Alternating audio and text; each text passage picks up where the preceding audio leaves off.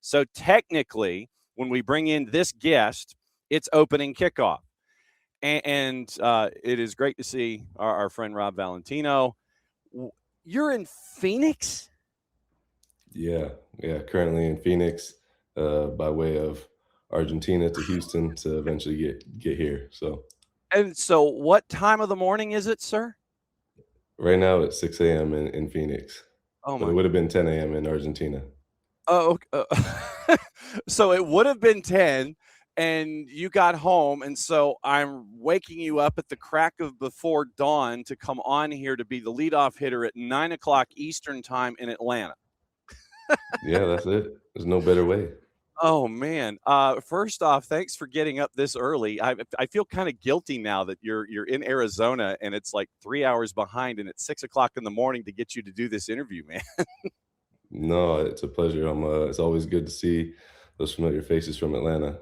All right. So I'll go ahead and ask. So how was Argentina with the time with the U20s? Went down there for a little bit. How was it and what did you learn? Yeah, it was a fantastic experience. I think anytime we've been going on these camps and going to the different countries, experiencing their cultures, competing against either national teams or local professional teams, have been really good. Uh, I really loved it because we've had so many players from Argentina in the past, and I've never been to their country and actually sat there and experienced it. So that was first and foremost, that was like kind of part of it, being in their culture and remembering all the players that we had in Atlanta. And we got to see an old familiar face in Thiago Almada at their training facility and compete against Argentina, which was a very tough challenge. We introduced new ideas to the players, and the mindset of the individuals that we had with us was really good, from staff to players. Was awesome. So a lot of learning, a lot of growing, sometimes suffering at times. We talked about that. And it can't always be that we're going to be the dominant team. And yeah, we ended with two good results, but ultimately it's about what we learned from the process of what we're doing, with whether it's this camp or going into the next camp, and what these kids are doing at their clubs as well. I want to ask about your timetables when it comes to these things a little further down the line, but everybody talks about the U.S. way. When we've had coaches come in and they're representing various national teams at various age levels, there's always the U.S. way that is this underpinning about everything. When I mention that to you, what does that mean to you in your day to day there with the U's on the men's side? Yeah, it's for me, it's still a work in progress of learning everything that they've done to build it. Like, I'm a newcomer coming in to their environment, so it's about understanding what has gone on before me, how I can use my experiences to hopefully elevate some things. Ultimately, it's about having a clear language and a clear process of how we see where you can help maximize or accelerate development in these individuals. We understand that the players will spend more time in their club environments. There's no doubt about that. But we want to be making sure that we can be a platform to help them, whether it's through a national, playing an international opponent, whether it's playing a professional team. We want to use these camps to hopefully accelerate their development and have that collaboration with the clubs, that we are all on the same page. We want these players to get the most out of both experiences, whether they're with us and they go back and they kick on and get first team appearances, or they come into our environment and they are challenged, hopefully with new ideas and different ways of playing, and test their learning abilities. What was it about a national team job that attracted you? Because, we'll sit there and, in the old days when there were newspapers, you'd sit there, you go to the back and there's a transactions page and you sit there and it's like, oh, Rob Valentino, U.S. men's national. And how did that come to pass, and why now at this point of your career? I mean, there's no better honor than representing your country. I was able to do it three times as a youth, and when you put the shirt on, and like when I wear the crest, like, I have immense honor, and I'm just grateful for the opportunities when you get to wear it. And being an American, and trying to hopefully pass that along to the youth that are coming through, that was one part of it. From the soccer standpoint and the job standpoint, I constantly want to learn and grow, and this is an environment that is exactly that. With all the coaches that I have around us, whether it's on the women's side, men's side, the resources that there's here to help me grow. I thought it was for me a no brainer.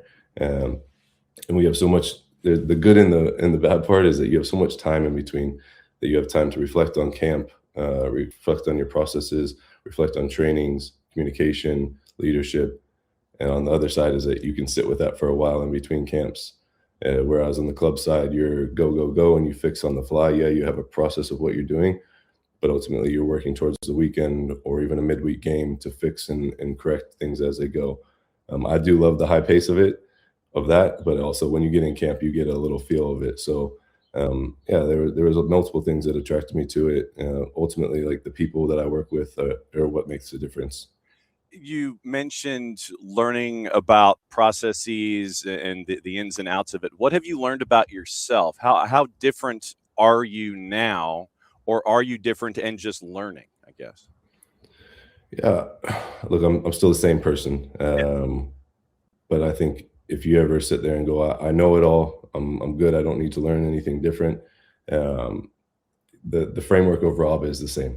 Like I am still the same type of person. I still care about the same things, but there's different people that I come in contact with here that have had different experience in a national team environment, and we're able to test things, try different training exercises, talk about individual developments and processes that we can put in place that, yeah, if I were to go back to a club environment, how do we input that? How do we show the individual attention to these players in a team format and ultimately try to get wins still?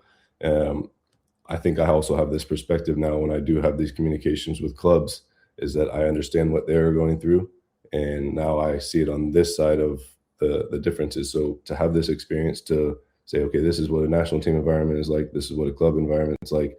What are my processes that can translate? What are processes that maybe don't translate? I think ultimately, like just like I said before, learning from other people and putting structure to a lot of things. That was been a big part of my learning. That's been one thing that I've been emphasizing on. Our old friend Rob Valentino hanging out with us here, batting leadoff on the morning show, and you mentioned the gaps and the camps and the gaps and the camps. Do you like the idea of going to Argentina, going home, taking that dossier of information that's probably about 2 or 3 inches thick, or it might be on a flash drive these days? I'm 900 years old, so that's why I said it's big old dossier of notepads and things.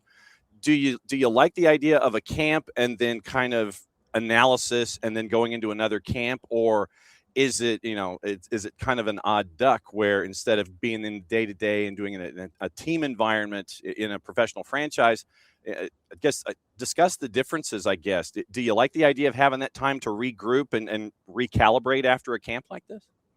I'll tell you who really likes it. It's my family. They love the go away and then you come back and you're here and you're present. It's been, I'll be honest, it's been a work in progress for me. So when I've gone into the first one and I come back, like there's those 2 or 3 days when you finish and it's intense when you're there and the travel when you come back and you're tired. But then ultimately, like I really miss the players. I miss the staff. I miss that day to day. Like that's what brought me so much joy in Atlanta and all the places is being with these people every day. Um, but on the other flip side, like I said, you have time now to reflect and think, okay, what went well? What could we improve on? Evaluate individuals, talk about how we can be better as a staff. So I'm finding my way. I'm finding my groove and how it all works, and keeping myself busy and in between of having that reflection post camp, then moving forward throughout those in between periods of what's next camp going to look like, but also in between, whether it's different projects or different development pieces for myself and other staff members. Are you officially in that rhythm of being a national team coach, or are you still trying to adjust to up, down, up, down, up, down? Have you hit your rhythm yet, do you think? A little bit. I think I found a little bit of consistency of what that looks like. I keep telling people they're like, "Oh, what's the differences, or what do you miss?" And I said, "Look, I miss the day to day for sure. I don't miss being as tired as all these other coaches are because I know what it's like. Like you wake up, you play a game, you wake up the next morning, and you don't get another day off, or you get maybe an afternoon off. I don't miss that part, but I have found some rhythm and some normalcy to it, and yeah, it's great. I mean, that's like I said before, like the honor of representing our country, nothing better than that. When you have questions, whether it's about the day to day or being in a national team environment, do you have folks on your speed dial that you can sit there and, like hit like one or two buttons and it's like star so and that individual pops up and they'll answer questions about where you are right now? Do you have that kind of a speed dial that's attached to your cell phone these days? Yeah, I mean, my boss, Barry Powell's our head of development. He's been like a massive mentor to me, fantastic person, somebody that I can really lean on, and he's been somebody that for sure I go to. All the other youth national team coaches, we lean on each other, so they're for sure people that I try to have those conversations with. Outside of that, I wouldn't say I've been in contact with them a lot, but when I do have conversations with, like Mikey Varas, for instance, at San Diego, he's been in my shoes. We were old college teammates. He's given me some advice. Marco Mitrovic, that's now in New England. We were in the job together for a little bit and developed a relationship. So there's people like himself. Pat Noonan at Cincinnati. He had been in with the senior team, and now he's done a fantastic job at Cincinnati. And so we've more recently been in contact about those things. So sometimes I wouldn't say maybe it's I got exactly the same people on speed dial, but sometimes those contacts, all of a sudden they reach out and it's just at the right time when you need it most. So And when I'll be honest, the other person is Brad Guzan. Yeah, okay. We sit together every Tuesday, Thursday to watch our sons train. And I pick his brain, whether he knows it or not. I pick his brain about what it meant to him to represent the country and how I can take little bits of his experiences with the national team, his experiences in general. And we tell jokes, yes, all the time. But yeah, it's he's another person that I'm able to sit down face to face with. So when you have Luca Bombino come into a camp, does Mikey call you up and sit there and go, "Yo, Rob, take it easy on him a little bit. I need him. I need him in the Western Conference here." Is that what you get? Was that what you get from coaches these days? It's like, I know you need him for camp, but can you kind of dial him back a little bit, or can you dial him up a little bit because I need him ready for the next phase? Do you get those conversations? Yeah, we try to have communication with all the clubs if there's ever concern or questions on what's going on with where they're at in their rhythm of games. Um, we all want the best for the players, so we think that again, we help put them in an environment where they don't get this game all the time. You use Luca as an example; he's played a ton of minutes, and so there's communication if he's not able to come in, the reasons why. But other players, yeah, we try to make sure we give everybody opportunity when they come to these camps, that we're not leaving players to play no minutes and travel. So we try to balance that with also being competitive and then making sure they go back in the best conditions so that they can perform at the optimal speed that they're used to. One of the really cool things that I noticed when the roster was announced and you were heading down to Argentina was just the variety of locations that you were pulling athletes from. Because you're pulling from MLS, and I think it was nine different franchises that were repped, but you had Charleston Battery represented in USL Championship. You had UCLA being represented in the college game. I think it speaks to where the game is growing and the fact that you have a camp where it's not just all Major League Soccer. You're getting folks who are playing overseas that are coming all the way back, that are tied to Serie A clubs and things like that. I just thought that was really interesting to see the development of where things are, especially with your roster that you just had, to where it's not just one source anymore. It's coming from a bunch of different places and a bunch of different divisions and levels here. Yeah, I think for me in my group is really important to understand these kids are 2006 born, and so now we have single age group all the way from U15 through to eventually it'll be called the U23s. Right now they're the U21s, and so we're really trying hard to keep the 2006 born kids in the single age group. The 2007s will go through qualifying, so we're trying not to pull out of that roster up. Like whereas in your head you're thinking, okay, what's the next best young one? Can we push them up? We're trying to keep them in their right development process. Those kids will go through qualifying for the World Cup. These kids right now, they're working in a cycle where they have a non-World Cup.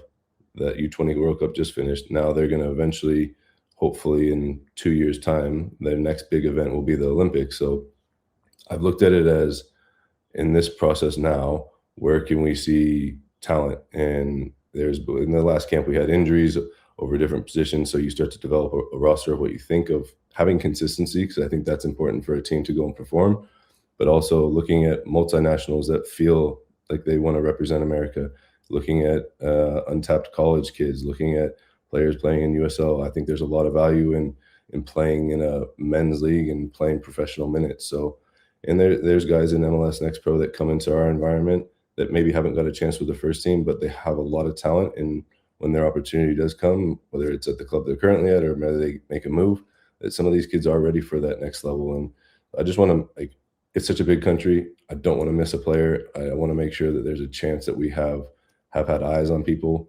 And I always tell them when they get in, like whether they're here because they got a late call up or whether they were the first call up, they're here for a reason. And I've got a strong belief in whoever we do bring in. And that doesn't mean that they always get to come into every camp, but there's a belief there that hopefully we can have an impact on them that can take them back to their clubs and push them along in their career. How much research are you doing when it comes to filling out rosters and keeping track of, 9,000 different players that you could have as a part of this? How much of this is research and maintaining information about the folks that you could bring in camps? Yeah, I mean, that was a huge learning curve for me going into this job, and we lean a lot. I mean, there's so much resource here with U.S. Soccer. We've got a massive talent ID department. There's managers in different regions, and they've got scouts and scouts from there that go and watch games. And then there's the lead on the talent ID, and so we have weekly calls. So as soon as I eventually, I would say up to speed of the whole 2006 age group, which is I would say always evolving, and you're always finding somebody new. We have weekly calls where we have updates, whether it's post camp or whether it's just weekly throughout the time period in between camps, where if there's a new discovery or maybe there was a player that had dips in performances, now they've started to regain form. So I lean on those people a lot. Yeah, they're watching games constantly, and then when they come in our environment, I can then transmit that back to them, what they're like as a person, what their training habits are like, what they're like in the game, what were they like in the meal rooms. Like we have a different touch point with that than maybe those guys do when they're watching games on video or out at the field. So it is that was the thing I was probably most interested in is our country's huge. We've got multinationals, kids that are playing in Europe, South America, wherever they're playing, and how do we find them all? I sure we'll miss, but I was going to say it's not going to be from lack of trying. So in the in between time, I try to watch as many of the kids as I can. Ones I'm familiar with to see if they're continually performing, and new ones to see where somebody else can get a new opportunity. How many streaming services do you have, and how much huddle do you have to watch? Yeah, I mean, we have one platform, Y Scout, Huddle Y Scout, that helps a lot with that. And if there's ever something that we don't have, we have yeah, resources that we can reach out to the clubs to hopefully get video. But it's a one stop shop right now. I like how you say resources. I'd like to have your resources, sir. All right, so you're back from Argentina. You're hanging out in Arizona. What's the next camp/activity for you? Yeah, so we have June window, June 1st through 9th. We don't have a location yet, but we will. That'll be the next one right before the World Cup, the Senior World Cup happens. So in this in between time, it's about watching players, evaluating how they perform. Hopefully, they're ready for opportunities. That's what we touched on as we left Argentina, being ready, having that belief in themselves, and then yeah, developing as a coach and reflecting on camp. Like I said, I just got back yesterday. I was trying to open the laptop. Well, my eyes were kind of nodding off there, but we'll have a real reflection process with myself, some of the staff that were with me. Like I talked to just on Barry, he'll help me with that. He was there with me, so we'll have a real reflection on what worked, what didn't work, and yeah, we'll have time in between to work until June. And we will be keeping an eye on things. It's great to see you, my friend. I'm glad that we got to catch up and get this new update on the resume now that you're the Globetrotter and getting miles and points in places like Argentina and having to get up at 5-something 30 in the morning to do an interview here in Atlanta from where you are in Phoenix. Great to see you. If you ever want to just come in and crash, I got something I got to say. You now know how you can come into the morning show. You sit there, it's like, I'm crashing on a Friday. I got to get something off my chest. My coffee's not working and I need a solution. So you can come in at any time. It'll always be great to see you. Vent your spleen, come in and say hi, and just go get like cup number 2 of coffee, and we'll see you soon, my friend. Great to see you. All right. Thank you so much, John. Great to see you as always.